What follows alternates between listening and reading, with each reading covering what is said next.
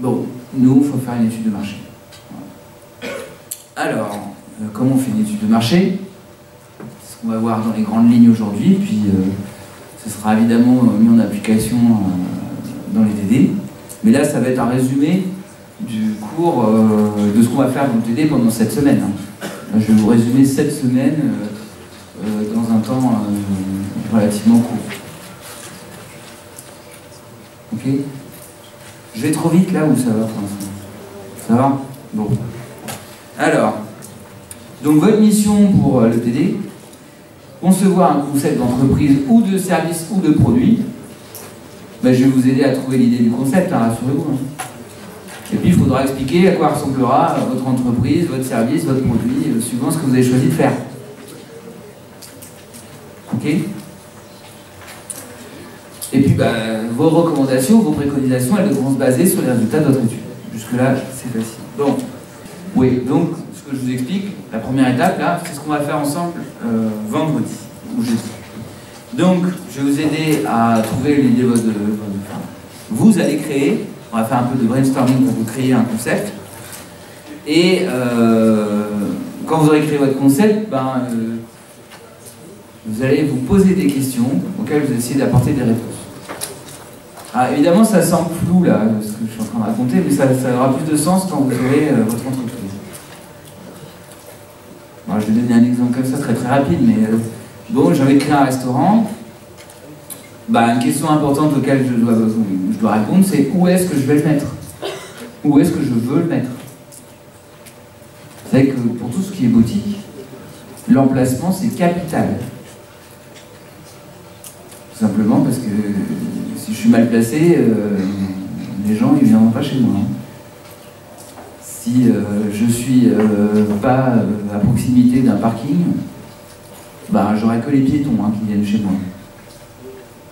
Alors si je suis dans un centre-ville, ça peut marcher, parce qu'il y a pas mal de gens qui habitent en centre-ville. Si je suis pas en centre-ville et qu'il n'y a pas de parking, ça va être compliqué. Enfin bref. Quand je suis à un restaurant, je vais me poser la question qu'est-ce que je vais mettre au menu? Quelles sont les nouvelles tendances culinaires? Vous voyez, c'est des questions comme ça qu'on va devoir se poser, qui fonctionnent pour un restaurant, mais qui ne fonctionnent pas si je veux faire des vêtements. Donc vous devrez mettre à jour un certain nombre de questions, et puis après on va commencer à chercher la réponse. D'accord? Alors, ma collègue elle vous a parlé de ce que c'est qu'un marché. C'est vrai que dans tous les marchés, on va devoir chercher dans pas mal de directions les réponses, parce que un marché, ce n'est pas que des clients et des restaurants. C'est par exemple Google, où on voit les commentaires des restaurants. Vous savez que les gens aujourd'hui, pour choisir un restaurant, ils utilisent que Google. Hein.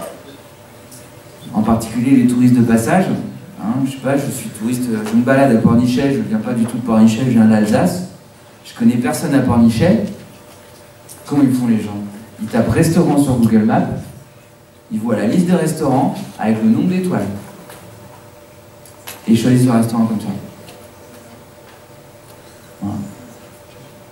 Donc, autant vous dire que des sites comme Google ou TripAdvisor, quand je suis dans le marché de la restauration, c'est hyper important. Et si je veux réussir dans le marché de la restauration, il faut bien que je comprenne que c'est comme ça maintenant que le marché fonctionne. D'accord? Alors, donc côté offre, c'est plus compliqué que ça n'en a l'air. On a des fabricants, on a des distributeurs. Et c'est pas toujours très très simple de faire la différence, parce que des fois les distributeurs sont fabricants. Et par exemple, si je suis chez Leclerc, les produits EcoPlus ou Marque Repère, c'est Leclerc qui les fait fabriquer sous sa marque, c'est même pas eux qui les fabriquent. Si je suis Gap, l'enseigne de textile, c'est moi qui fabrique mes vêtements, qui les fait fabriquer aussi. Mais si je suis Amazon, la plupart des produits que je vends, c'est pas moi qui les achète, c'est pas moi qui les fabrique. Parce que moi, Amazon, je suis une place de marché. Et une place de marché, c'est un site qu'utilisent les gens pour vendre leurs produits. Ok? Alors c'est compliqué, hein. déjà, distinguer qui est offreur, producteur, distributeur, place de marché, tout ça, c'est pas facile, déjà. Hein. Alors, chez les clients, c'est compliqué aussi, parce qu'il y a les acheteurs et les utilisateurs, c'est pas toujours les mêmes. Par exemple, il y a beaucoup d'applis, de sites, j'en cite un qui est assez connu, qui s'appelle Facebook. Vous avez remarqué que vous n'achetez pas, vous ne payez pas Facebook, c'est gratuit pour vous. Bah, Facebook, il gagne bien sa vie. Donc le client de Facebook, c'est pas vous. C'est l'annonceur, c'est celui qui fait de la publicité sur Facebook. Vous n'êtes pas les clients de Facebook. Vous êtes les utilisateurs de Facebook. Et ça, c'est pas facile, hein, dans certains marchés, de comprendre ça. Le client, c'est celui qui paye. Vous n'êtes pas client de la télévision non plus. Hein. Enfin, je parle de la TNT. Je ne parle pas de Beansport ou de Canal, vous êtes client. Mais la TNT, vous n'êtes pas client, c'est pas vous les clients de la télé. C'est les annonceurs, ceux qui font de la télé. Ok, ça c'est important de comprendre si on veut comprendre comment un marché fonctionne. Alors, notre marché gravite autour d'un environnement. La météo, c'est hyper important dans plein de secteurs, ou la saison de l'année. La météo, c'est hyper important quand on est un bar. Hein. Quand on est un bar et qu'on a une terrasse, ben, s'il fait beau, ça multiplie le chiffre d'affaires par plein de fois. S'il fait mauvais, ben... Alors à Saint-Nazaire, il fait beau très souvent. Mais il y a des jours où il fait mauvais. Et donc il faut prévoir, quand on est un bar à Saint-Nazaire, une alternative. Si possible, avoir un grand lieu.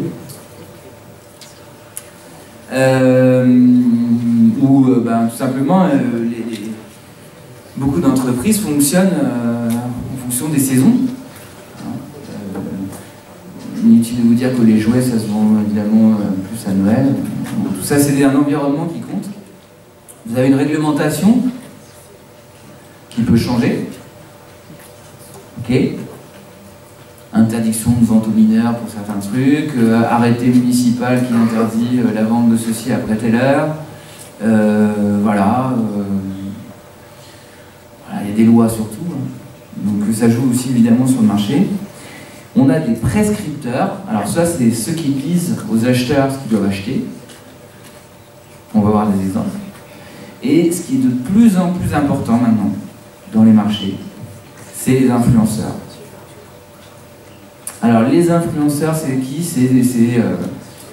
Bon, vous, ça peut être votre entourage, hein, mais ce qui a été vraiment aujourd'hui une révolution dans le marketing avec l'avènement d'Internet, c'est tous ces blogueurs, youtubeurs, instagrammeurs, snapchatteurs, je ne sais pas si on dit snapchatteurs, mais tous ces gens-là, là, et ben ils ont un pouvoir de dingue, à tel point qu'ils en ont fait un métier. Et qu'il y a des agences aujourd'hui qui existent dont le métier, c'est de coacher des youtubeurs. Donc, en gros, ils ont une armée de youtubeurs ou d'instagrammeurs. Et puis, il y a des marques qui viennent les voir. Et puis, du coup, le boulot de ces entreprises, c'est de faire du placement de produits chez tel ou tel youtubeur qui fait partie de leur portefeuille de youtubeurs. D'accord? Et ça, évidemment, ça n'existait pas avant. D'accord? Et ça existe de plus en plus. Voilà. Alors, il paraît que c'est fait pour attirer les gens, ces youtubeurs, ces instagrammeurs, c'est fait pour attirer cette cible de clientèle qui intéresse énormément de marques, qu'on appelle les millennials. Est-ce que vous avez entendu parler de ce que c'est les millennials? Les millennials, c'est les gens qui sont nés à partir de 2000. Je crois qu'il y en a quelques-uns dans la salle. Ok? Alors vous êtes la cible qui intéresse énormément de gens. Et donc, il paraît que vous regardez beaucoup YouTube, Snapchat et Instagram, et Facebook. Et donc, du coup, c'est pour ça que les marques mettent beaucoup d'argent là-dedans. C'est pour vous attirer, vous. Voilà. On dit millennial, c'est parce que vous êtes né avec le millénaire. C'est pour ça. Ok? Vous êtes grand client du luxe aussi. Voilà, il y a des livres entiers sur les millennials. Parce que c'est un profil qui est important en marketing. C'était la ménagère de moins de 50 ans il y a longtemps. Maintenant, c'est les millennials. Alors, petit exemple, voilà, pour faire comprendre qui est qui. Donc, je suis une marque de vêtements. Ma marque, ça va être un fabricant, d'accord? Sauf si j'ai mon magasin et que je vends mes marques dans mon magasin, mais c'est pas obligé. Je peux vendre ma marque à la Redoute, ou je peux vendre ma marque sur vente privée, ou je peux vendre ma marque sur Amazon. Amazon, non, mais je peux vendre ma marque sur d'autres sites, d'accord? Mais si j'ai qu'une marque, là, si je fabrique mes vêtements, et que je les vends sur Internet via des places de marché, je suis un fabricant, mais je ne suis pas un distributeur. Le distributeur, ce sera le Zalando. D'accord? Lui, ce sera un distributeur. Zalando, c'est pareil. Place de marché. D'accord? Comme je suis une marque de vêtements pour enfants, les enfants, ce seront mes clients, mais c'est pas mes clients, en fait. C'est mes utilisateurs, parce que l'acheteur, ce sera la mère de famille. C'est important, parce que si je vends un vêtement pour enfants, je vais devoir convaincre les deux quand même. Alors, d'accord, j'aurai un t-shirt, je peux vendre des t-shirts à Reine des Neiges, hein, d'accord, qui coûtent pas cher, parce qu'ils sont fabriqués en Chine. Mais la maman, elle est attentive peut-être au fait que mon t-shirt il soit fait en coton bio, éthique, recyclable, qu'il n'y ait pas eu de travail des enfants, etc. Parce que voilà, elle est très choquée que je fasse travailler les enfants. Et donc, dans quel cas, il va falloir que je ne convainque pas seulement l'enfant, qui certes va tanner sa mère pour qu'elle achète le t-shirt Reine des Neiges, en lui chantant des livres libérés, mais il va falloir lui convaincre la mère aussi que ça mérite... voilà. Et ça, c'est important de comprendre ça. Et c'est important de comprendre que dans la vie, il y a aussi cette super maman, la youtubeuse que suivent toutes les mamans qui ont entre 25 et 35 ans, qui cartonne dans cette cible-là. Et si tu la connais pas, la super maman, si tu n'as pas suivi qu'elle existe, la super maman, tu n'as pas compris comment ça fonctionne, le marché des vêtements pour enfants. D'accord ? Après, il n'y a pas un style de maman, il y a des styles de maman. D'accord ? Je fais un raccourci pour simplifier les choses, mais vous aurez compris que la réalité est toujours plus complexe. Bon. Donc, on va faire ça pendant le vendredi. Voilà. On va concevoir le pitch d'entreprise, on va composer les groupes, et puis on va essayer de comprendre sur notre marché qui est qui. Qui sont les offreurs, qui sont les distributeurs, qui sont les clients, les utilisateurs, les influenceurs, les prescripteurs, etc. Ok ? Bien. Après, la semaine prochaine, on fera une étude documentaire. Alors, certains d'entre vous commenceront une étude documentaire. Donc, une étude documentaire, c'est quoi? C'est que, avant d'aller sur le terrain, parce qu'on va devoir aller sur le terrain aussi à un moment, on va essayer de trouver les informations, les études qui ont déjà été réalisées sur le même sujet. Parce que s'il y a déjà des études qui ont été réalisées sur le même sujet, ça ne sert à rien que je me décarcasse à en faire une.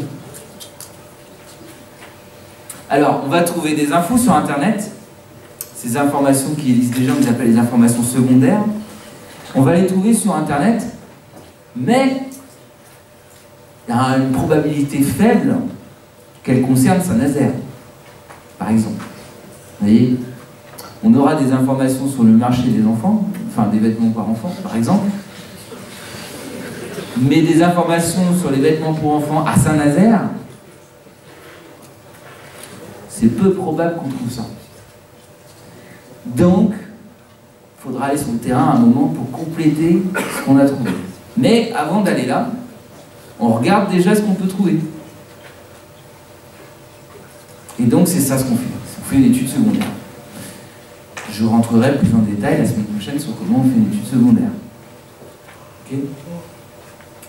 Alors, les entreprises, les grandes entreprises, pas vous, comment elles font? En général, elles ont beaucoup de magasins. Donc, ça veut dire beaucoup de caisses enregistreuses qui enregistrent les ventes. Et les caisses enregistreuses sont, vous l'aurez sans doute vu dans les magasins où vous êtes allés, elles sont sous forme d'écran qui sont en général reliés par Internet à un serveur central qui centralise toutes les données des ventes qui viennent des caisses. Okay. Alors, ces données sur les ventes, elles sont collectées, analysées, et croisées avec aussi les données qu'on a sur vous en tant qu'utilisateur. Alors, les magasins, qu'est-ce qu'ils ont comme données sur vous? Celles que vous avez bien voulu donner quand vous avez rempli votre formulaire d'inscription avec une carte de fidélité, puisque vous avez mis votre nom, votre adresse, et puis vous avez peut-être répondu à des informations plus personnelles sur votre âge, votre sexe, votre catégorie socio-professionnelle, votre type d'habitation. Vous avez peut-être rempli des choses comme ça. Mais quand je suis sur Internet, que j'achète un produit, bah, faut bien que je le fasse parvenir chez moi. Donc sur Internet, ils ont toujours votre adresse, ils ont toujours votre nom. Et en plus, sur Internet, ils ont installé des petits logiciels espions sur votre ordinateur qui s'appellent des cookies, qui enregistrent vos faits et gestes. Alors, ils ont demandé votre autorisation avant de le faire et vous avez cliqué rapidement sur « Oui, j'ai compris ». Évidemment, vous n'avez pas lu. Mais vous avez cliqué sur « Oui, j'ai compris ». Vous avez cliqué sur « Oui, j'ai compris » d'autant plus que on a une nouvelle loi qui est sortie, toujours la réglementation, un truc qui s'appelle le RGPD. Vous n'avez peut-être pas entendu parler, ou vous en avez peut-être entendu parler. C'est en gros un règlement européen qui oblige toutes les entreprises à être plus transparentes sur l'utilisation des données personnelles. Et donc, au courant du mois de mai, vous avez dû recevoir sur votre boîte messagerie pas mal de mails vous invitant à adhérer aux nouvelles règles d'utilisation du site internet sur lequel vous étiez inscrit. Est-ce que vous avez remarqué ça aux alentours du mois de mai dernier? Ouais. Normalement, vous avez dû recevoir 15 mails, vous n'avez pas compris pourquoi vous receviez 15 mails ce jour-là. Parce qu'en gros, toutes les entreprises, elles avaient une deadline qui était de se mettre à jour fin mai. Et donc, elles ont envoyé une batterie de mails à tout le monde en mai pour que vous alliez sur le site et que vous adhériez aux nouvelles règles d'utilisation des protections des données, enfin des données personnelles. Ouais.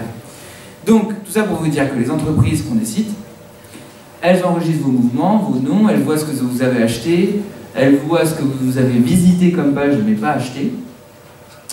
Et tout ça, c'est de la donnée qu'elles utilisent évidemment pour faire des analyses.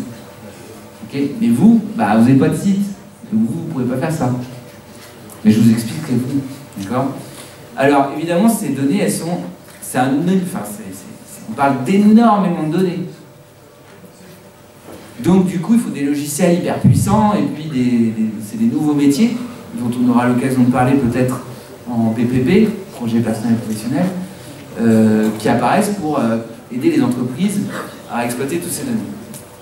Alors, ce qu'elles font quand elles n'ont pas envie d'acheter des logiciels ou d'embaucher des gens pour faire ça, elles achètent des études qui ont déjà été réalisées par les cabinets d'études. C'est souvent ce qu'on appelle des enquêtes, enfin voilà, des enquêtes omnibus.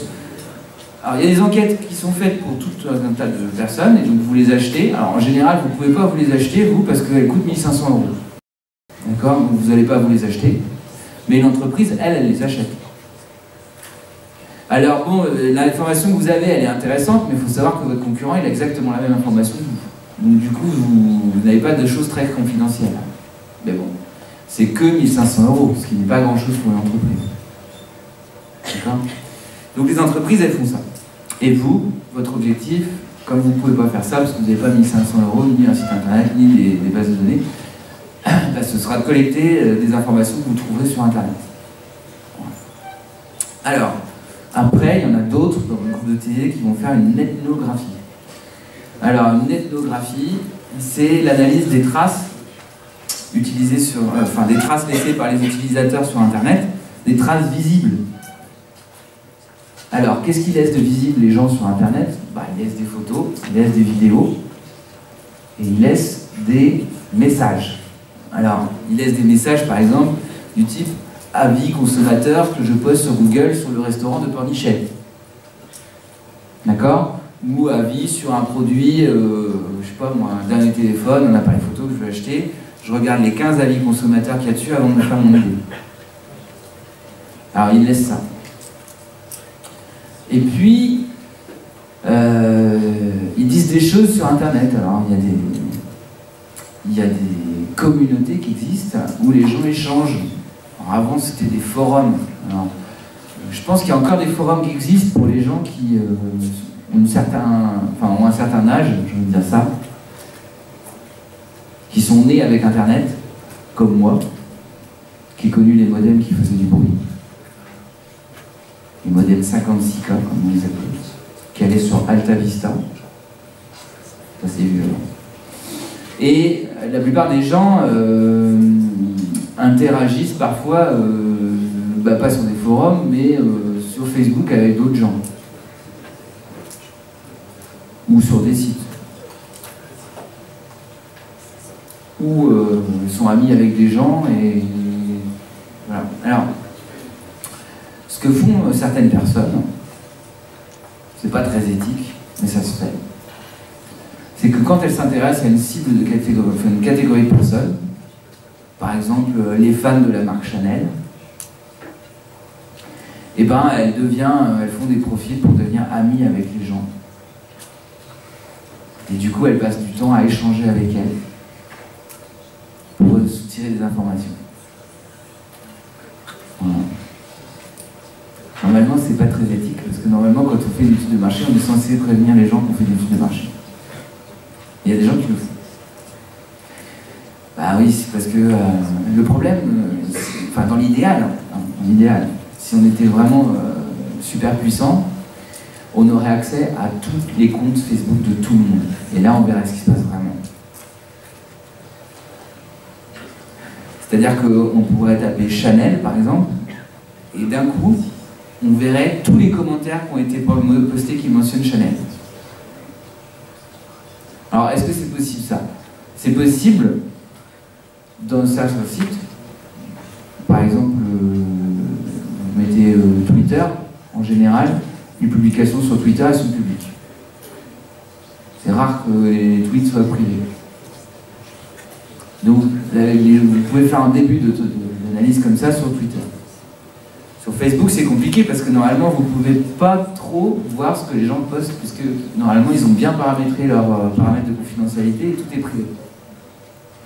Mais, il y a des entreprises qui ont payé le droit à Facebook d'accéder à vos profils. Alors, elles le payent cher. Et vous avez dit oui. C'est toujours pareil, c'est dans les petites lignes du oui, j'ai compris. Facebook vend à certaines entreprises l'accès à vos profils. Voilà. Et du coup, certaines entreprises ont la possibilité de taper Chanel et de voir si vous avez posté un message sur Chanel. Ou qui a posté un message sur Chanel et qu'est-ce qu'il a dit sur Chanel. En gros, les entreprises, elles ont le droit de vendre vos données personnelles, parce qu'elles sont propriétaires de vos données personnelles, à condition de vous prévenir qu'elles les vendent. Elles vous préviennent, et vous dites oui. Donc elles les vendent. La protection des données personnelles n'empêche pas la vente de vos données personnelles. Elle oblige juste l'entreprise à vous avertir. Ok? Donc voilà. Nous, on ne va pas pouvoir faire ça parce que là encore, on n'a pas assez d'argent pour payer le droit à Facebook d'aller sur les profils de tout le monde. D'accord? Donc on va observer ce qui est observable gratuitement. Qu'est-ce qui est observable gratuitement? Ben, on va essayer de trouver. Les commentaires sur Google, c'est sûr, ça c'est facile à observer. D'accord? Les avis sur TripAdvisor, si vous êtes sur un hôtel ou un restaurant, c'est facile à trouver. Et puis, il y a des choses un peu plus difficiles à trouver et un peu plus difficiles à analyser. Mais on peut tirer des enseignements même de photos postées sur Instagram. Il y a des gens qui analysent les photos. On verra ça en amphi. Bien. Alors, on a analysé pas mal d'informations, on a récolté pas mal d'informations. Est-ce qu'elles sont suffisantes? Ben, ça dépend quel est l'objectif de mon étude. Mais si l'objectif de mon étude c'est de faire une étude de marché sur les vêtements pour enfants à Saint-Nazaire, parce que moi je veux ouvrir ma boutique à Océanis ou sur le front de mer à Pornichet, peut-être que ce que je vais voir sur internet n'est pas suffisant ou n'est pas approprié en fait. Parce qu'à Pornichet, j'ai une cible de clientèle très particulière. Pornichet, clientèle qui est multipliée par 10 pendant les vacances d'été, voilà. Et puis le reste du temps, j'ai pas grand monde, donc il faut que je fasse des trucs qui plaisent aux touristes. Mais qui sont les touristes qui viennent à Pornichet? Est-ce que c'est des Parisiens? Est-ce que c'est des Belges, des Allemands? Est-ce que c'est des Nantais? Voire des Nazériens? Est-ce que c'est des retraités? Je crois que c'est des retraités. Donc voilà. Si je sais qu'il y a une majorité de retraités à Pornichet, ben, faut que je vende des vêtements pour enfants, peut-être un peu particulier. Je sais pas, parce que peut-être que les personnes âgées sont pas aussi regardantes sur le fait que le vêtement n'ait pas de traitement allergique. Peut-être que je me trompe parce que j'ai des a priori. Il faut toujours se méfier de ces a priori. Donc si elles ne sont pas suffisantes, et pour vous ce ne sera jamais suffisant, il va falloir qu'on aille sur le terrain. Et ça, ce sera la mission de certaines personnes de votre groupe. Et donc sur le terrain, on va faire, avant d'y aller, un projet d'étude. Alors, un projet d'étude, c'est une explication de la méthodologie qu'on va suivre pour acquérir un résultat, pour collecter et analyser nos résultats. Alors, il y a en général un choix à faire entre faire une étude qualitative ou faire une étude quantitative. Le seul truc, c'est qu'on n'est pas encore en ERC2, donc vous ne ferez pas d'études quantitatives en ERC1 parce que c'est l'objet de ERC2, donc du cours qui commence en 22 avril. Donc vous aurez à faire une étude qualitative. Alors, qu'est-ce que c'est qu'une étude qualitative? Vous aurez le choix, ce que je vais surtout vous conseiller de faire, c'est ce qu'on fera si c'est possible de faire, si c'est pas possible, on se rabattra sur le plan B, c'est d'interviewer des experts. Alors, qui sont les experts sur un marché? Qui sont, par exemple, si je veux aller, si je fais mon étude, encore une fois, sur les vêtements pour enfants à Pornichet ou à Saint-Nazaire, c'est qui que je vais aller interviewer? Bah, je vais aller interviewer la directrice de la boutique Jacadi de Ruban Bleu, s'il y a une boutique Jacadi à Ruban Bleu, je sais pas, ou d'une boutique à Océanis qui vend des vêtements pour enfants. Elle sait, hein. Elle connaît bien le marché, hein. D'accord? Parce qu'elle est là toute l'année, elle voit ce que les gens aiment, ce que les gens n'aiment pas, voilà. D'accord? Ça ne veut pas dire qu'elle sait tout, hein. Je dis elle, il bien sûr. Il ou elle ne sait pas tout, parce que il ou elle ne connaît la vie que de ses clients, mais ses clients, c'est pas tout le monde. D'accord? Il y a des gens qui ne vont pas chez Jacadi parce qu'ils n'aiment pas Jacadi pour une raison X ou Y.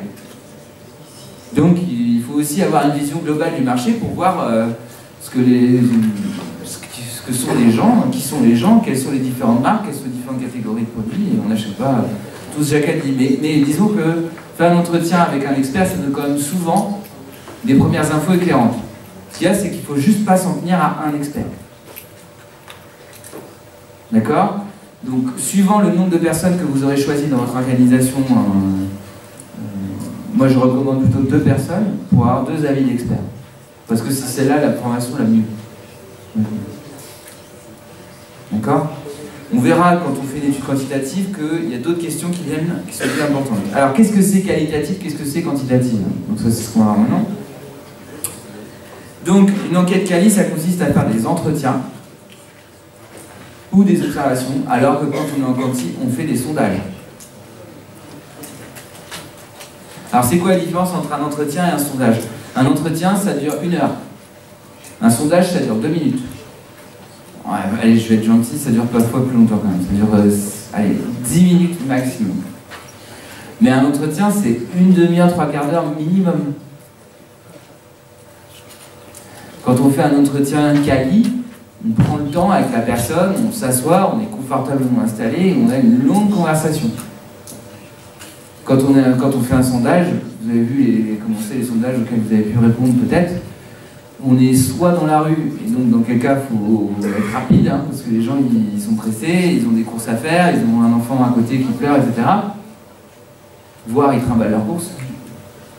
Soit, et c'est ça qu'on fait en général, c'est que les entreprises font des sondages en ligne, et les gens ils remplissent le sondage chez eux, mais si je pose trop de questions, je les ennuie et ils arrêtent le sondage.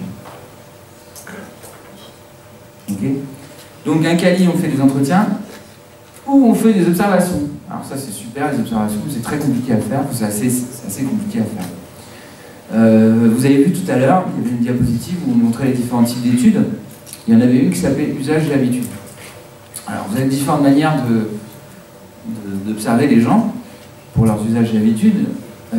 Mais par exemple, si vous faites une étude de marché sur le petit déjeuner, une méthodologie que vous pouvez utiliser, c'est d'aller chez une famille pendant plusieurs jours et les observer pendant le petit déjeuner. Et là, vous regardez tout. Vous regardez à quelle heure c'est, qui c'est qui commence, qui c'est qui prépare le petit déjeuner, qu'est-ce qu'on boit, qu'est-ce qu'on mange, qui mange quoi, de quelle humeur on est, de quoi on parle. Et vous allez voir une famille, puis 2 familles, 3 familles, 10 familles, 15 familles, et croyez-moi, vous avez une bonne idée de ce qu'on fait dans le petit déjeuner. Et quand on regarde ça, quand on regarde les gens faire leur petit déjeuner, en général, les étudiants, les chercheurs, enfin les enquêteurs, prennent des photos, voire filment les gens pendant leur petit déjeuner, voire parfois ils écrivent, ils prennent des notes pendant le petit déjeuner des gens. Ils prennent plein de notes. Et ça amène à des nouveaux produits auxquels on n'avait pas pensé. Ok ? C'est en observant les gens dans le quotidien que parfois on a des nouvelles idées qui nous viennent. Peut-être que vous, par exemple, chez vous le matin, il y a un truc qui vous énerve tous les matins. Un truc, je sais pas moi, les miettes dans le beurre, mon petit frère qui a laissé le paquet de brioches ouvert encore la veille au soir, résultat mes brioches elles sont toutes sèches le matin. Il y a un truc qui vous énerve et ça a lieu tous les matins au petit déjeuner. Il n'y a pas un truc comme ça? Eh ben, ce truc-là qui vous énerve, les enquêteurs, ils adorent le relever.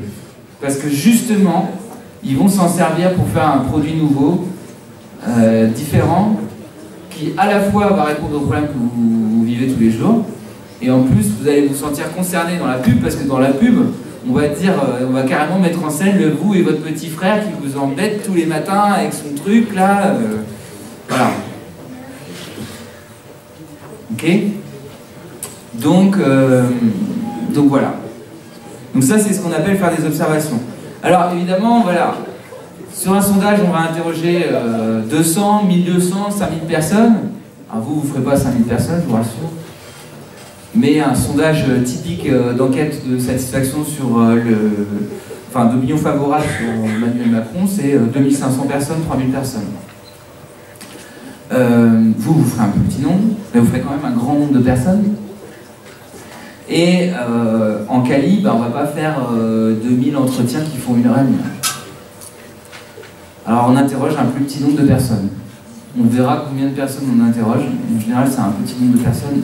Un petit nombre de personnes, simplement, on ne peut pas faire des entretiens d'une heure et demie. Vous me suivez? Alors, j'ai mis que le Quanti, le Cali, c'est utilisé en phase exploratoire. Qu'est-ce que ça veut dire? Ça veut dire qu'il y a des études qui sont faites pour quand on est à la recherche de solutions nouvelles, hein, ou quand on essaie de mieux comprendre un problème. Quand vous débutez, en gros, sur un marché que vous ne connaissez pas bien, en général, vous faites une étude qu'on appelle exploratoire, qui sert à mieux comprendre votre marché. Et donc, du coup, en général, comme vous n'y connaissez rien du tout, vous faites du qualitatif. Parce que du qualitatif, ça vous permet d'aller en profondeur dans les informations que vous allez récolter, et ça vous permet de vous faire une première idée approfondie d'un marché. Alors que quand vous faites du quanti, il faut bien mettre des questions qui sont prévues par avance. Mais si vous n'y connaissez rien au marché, vous allez forcément mettre des mauvaises questions. Des questions qui ne sont pas à propos, qui ne sont pas pertinentes. Alors, vous pouvez quand même utiliser le quanti en exploratoire, on en reparlera, hein. Je sais que je dis beaucoup de choses aujourd'hui, mais on en reparlera en temps voulu, je répéterai tout ça, hein, rassurez-vous. Si vous avez déjà une bonne vision du marché, vous pouvez faire un questionnaire quanti pour détecter des problèmes. Alors, exemple, si vous faites une enquête de satisfaction, beaucoup d'enseignes font des enquêtes de satisfaction, ça sert, c'est un sondage, donc c'est une enquête quanti, ça sert à détecter des problèmes. Et après, quand on a détecté un problème, on fait une enquête quali, pour mieux comprendre l'origine du problème et les raisons. Donc, tout ça n'est pas si facile que ça. Alors ce qu'il faut comprendre, voilà, c'est que surtout, on ne cherche pas la même chose. Alors qu'est-ce qu'on cherche? Dans le quali, on cherche donc une information qui soit riche et approfondie, tandis que dans une enquête quanti, on cherche un pourcentage. On cherche un chiffre.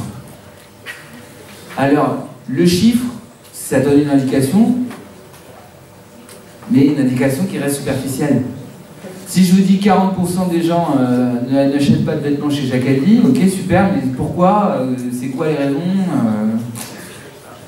Qu'est-ce que je peux faire du coup pour les faire venir chez moi, Jacadi?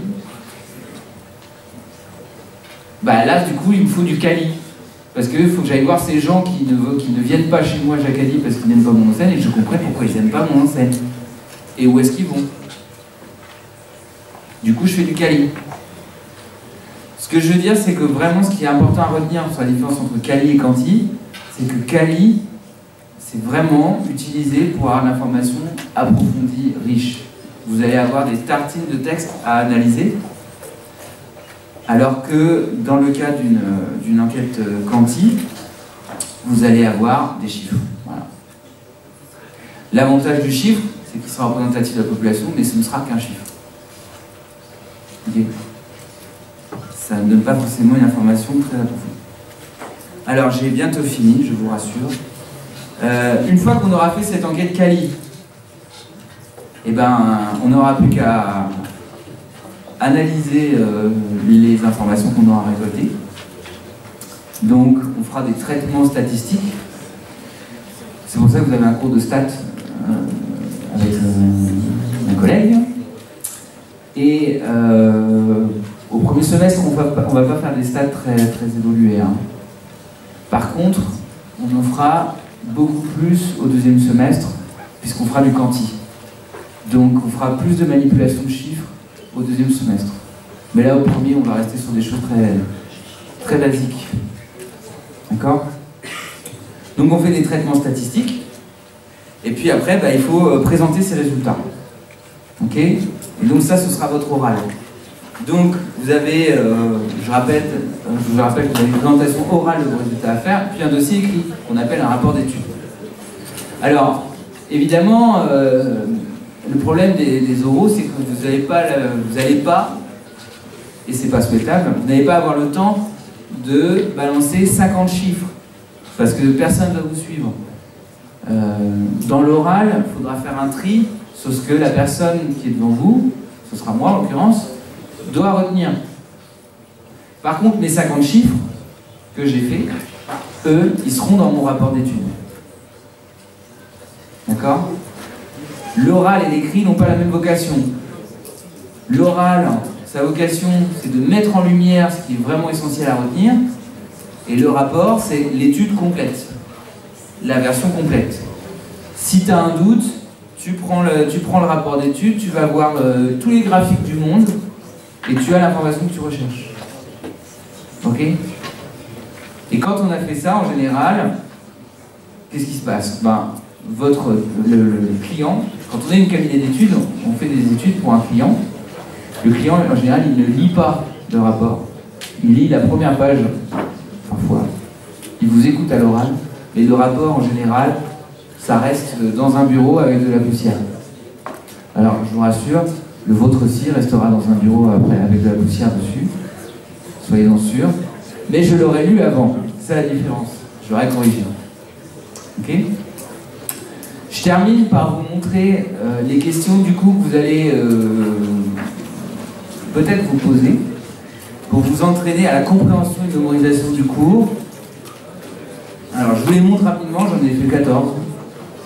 J'espère que ça va... Ça veut dire que j'aurai de quoi piocher pour mon interro.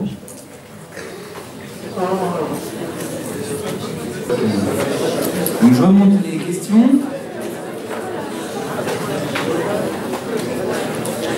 Voilà. Qu'est-ce qu'un biais cognitif? Alors là, vraiment, je vous encourage à cliquer, vous renseigner là-dessus.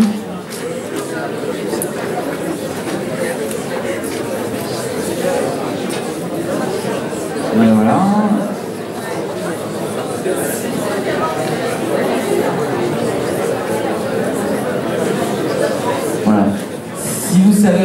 toutes ces questions. Franchement, si vous avez appris pas mal de choses aujourd'hui. Si vous ne savez pas encore y répondre, c'est normal.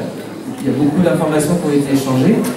Donc du coup, vous faites vos fiches, vous revoyez la vidéo. Et puis on aura l'occasion d'en reparler, de mettre ça en application. Je vous remercie de votre attention.